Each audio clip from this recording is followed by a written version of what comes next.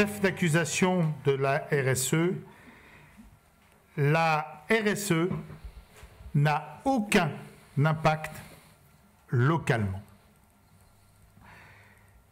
Nous allons procéder à l'appel. Maître Ledoux, avocat de la défense, vous intervenez pour représenter les intérêts de l'accusé. Oui, Monsieur le Président, toujours. Maître Ledur, vous intervenez pour représenter les intérêts des victimes. La RSE comparaît une nouvelle fois aujourd'hui devant nous car elle est accusée de n'avoir aucun impact localement.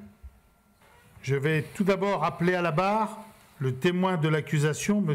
Jopic Tous, si vous voulez bien prendre place.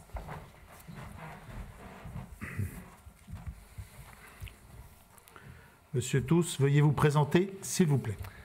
Bonjour, Monsieur Jopic Tous, donc président directeur général de la société Metazone Compagnie, faisant partie aussi d'un petit club d'entreprises qu'on nomme les GAFA. On a surtout besoin, nous, d'autoroutes, d'aéroports, de tout ce qui permet à l'entreprise de travailler. Le reste ne nous intéresse pas, que ce soit sur un territoire ou sur un autre. Derrière, on a aussi ce qu'on recherche, évidemment, c'est évidemment d'avoir accès au réseau et donc avoir un bon débit Internet. Derrière, ce qu'on va regarder, en finalité, c'est voir aussi si les salariés sont présents sur le territoire. Donc voilà un petit peu toutes les choses que l'on regarde quand on s'installe dans un pays. Bonjour Monsieur le Président, bonjour Mesdames, Messieurs les jurés. Je m'appelle Gwen Brittany et je suis associée de la SCOP Varec et je suis créatrice de Sens Culinaire puisque nous produisons des condiments à base d'algues. Bien, je voudrais dire que ce qui nous a été dépeint à l'instant, c'est tout de même une vision assez dépassée du rôle des entreprises sur le territoire sur lequel elles sont implantées. Ça n'appartient plus du tout au présent. Les entreprises sont de vrais acteurs sur les territoires parce que tout simplement, elles y réalisent leur production et que pour réaliser une production, il faut bien une ressource.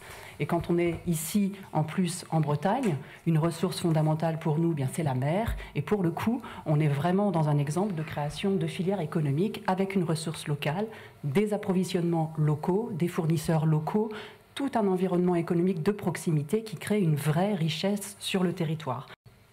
Monsieur Chagnot, vous voulez bien vous présenter, s'il vous plaît? Très bien, Monsieur le Président. Donc, je suis Erwan Chagnot, délégué régional de l'AFNOR et également auditeur expert. En préambule, je voudrais dire que toute activité, qu'elle soit industrielle ou de service, va générer des impacts sur son écosystème, des impacts sur son environnement. Alors fort heureusement, il y a des impacts positifs. Ces impacts positifs, ça va être de l'emploi, ça va être du développement économique, ça va être la création d'écoles, le développement de villes, de villages. Malheureusement, il y a également des impacts négatifs. Alors ces impacts, ils peuvent être multiples, économiques, sociaux, environnementaux.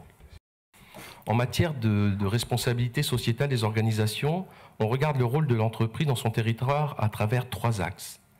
L'ancrage territorial, sur le volet social, sur le volet économique et sur le volet environnemental. Combien d'entre vous sont venus en vélo cet après-midi ?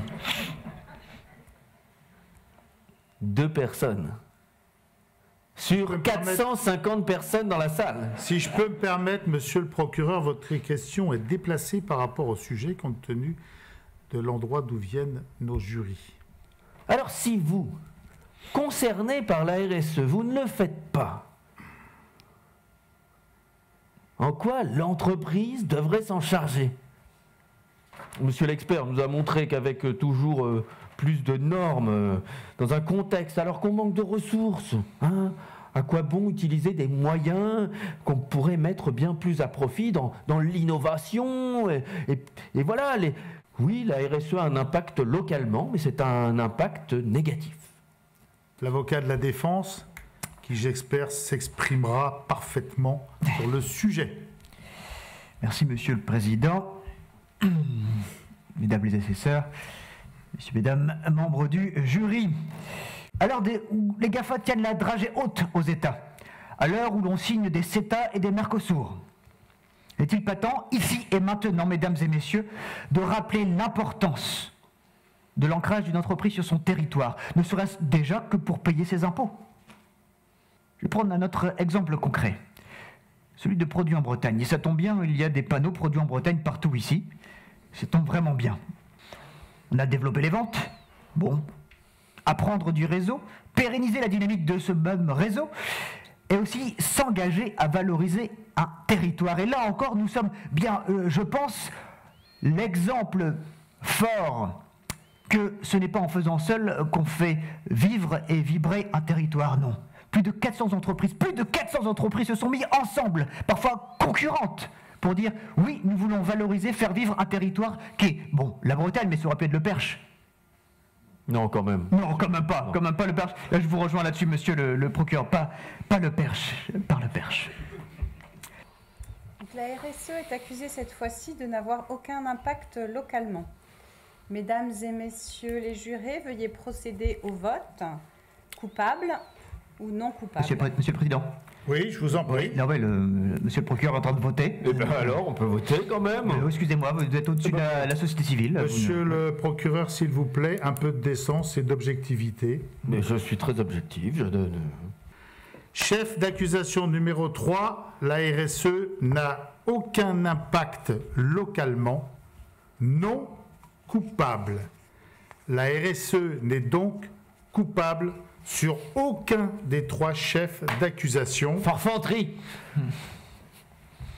La RSE n'est coupable sur aucun chef d'accusation. Je remercie l'ensemble des intervenants et les membres du jury et je déclare clos ce procès de la RSE.